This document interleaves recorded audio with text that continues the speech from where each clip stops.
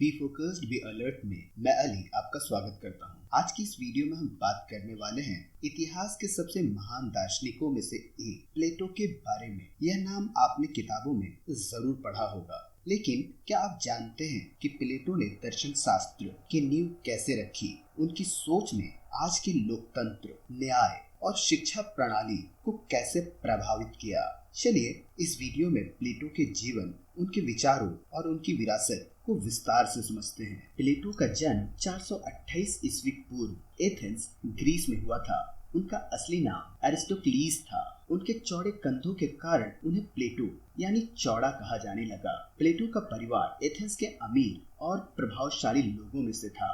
उनके पिता का नाम अरिस्टोन था और उनकी माँ का नाम पेरिक्योनी था। प्लेटो ने एथेंस के अच्छे स्कूलों से पढ़ाई की थी। उन्हें संगीत, कविता और कुश्ती में खास रुचि थी, लेकिन 20 साल की उम्र में उनकी मुलाकात सुकरात से हुई और उन्होंने उनकी जिंदगी बदल दी। सुकरात, जिन्होंने खुद कभी कोई किताब नहीं लिखा, उनके विचारों को ही प्लेटो ने अपने डायलॉग्स में जमा कर दिया। प्लेटो सुकरात के सबसे प्रिय शिष्य बन गए और उनसे उन्होंने नैतिकता, सत्य और न्याय के बारे में सीखा। 399 ईस्वी पूर्व सुकरात को युवाओं को भ्रष्ट करने और देवताओं को न मानने के झूठे आरोपों में मौत की सजा दी गई। इस घटना ने प्लेटो को अंदर तक झंझोड़ कर रख दिया।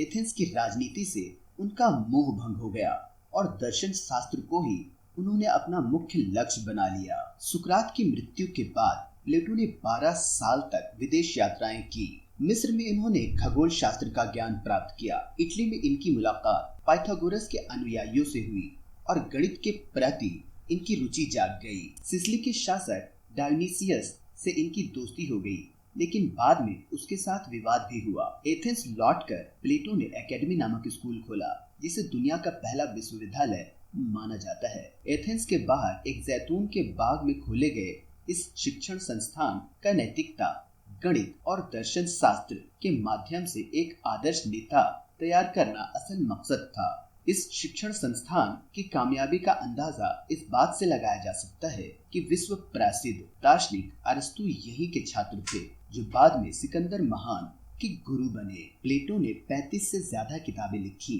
जिनमें से ज्यादातर संवाद शैली में है और इनके मुख्य वक्ता सुकरात हैं। द रिपब्लिक में इन्होंने बताया न्याय क्या है। आदर्श राज्य के विचार के अंतर्गत इन्होंने बताया कि समाज 3 वर्गों, शासक, सैनिक और उत्पादक में बटा है। इसके अलावा दार्शनिक राजा का सिद्धांत के अंतर्गत इन्होंने बताया कि ज्ञानी लोगों को ही शासन करना चाहिए। द सिंपोजियम में इन्होंने प्रेम और सुंदरता पर चर्चा की और समझाया प्रेम अधूरेपन से पूर्णता की ओर यात्रा है। फेडो में सुकरात की अंतिम घड़ी और आत्मा की अमरता का वर्णन है। फॉर्म्स का सिद्धांत के अनुसार हर वस्तु का एक आदर्श रूप होता है। जैसे सभी कुर्सियों का आदर्श रूप कुर्सीपन है। भौतिक दुनिया अस्थायी है, जबकि फॉर्म्स शाश्वत है।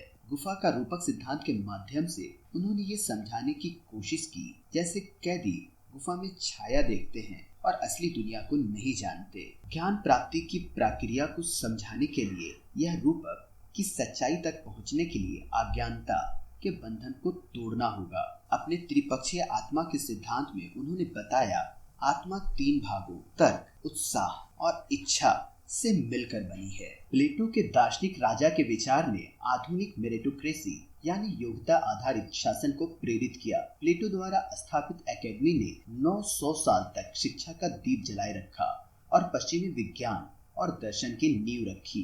आज के कानूनी ढांचे में प्लेटो के न्याय के तत्व की झलक मिलती है।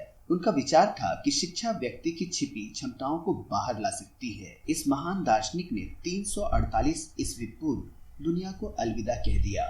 उनकी कब्र पर लिखा है, यहाँ वह व्यक्ति है जिसने पूरी दुनिया को सोचना सिखाया। प्लेटो ने न सिर्फ दर्शन शास्त्र बल्कि राजनीति, गणित और शिक्षा को नई दिशा दी। उनके विचार हमें आज भी सिखाते हैं कि सत्य, न्याय और ज्ञान ही जीवन का आधार है। प्लेटो से संबंधित ये जानकारी आपको पसंद आई हो, आप इस वीडियो को लाइक करें, शेयर करें और चैनल को सब्सक्राइब करें। तो मिलते हैं अगली किसी नई वीडियो में। तब तक के लिए अलविदा।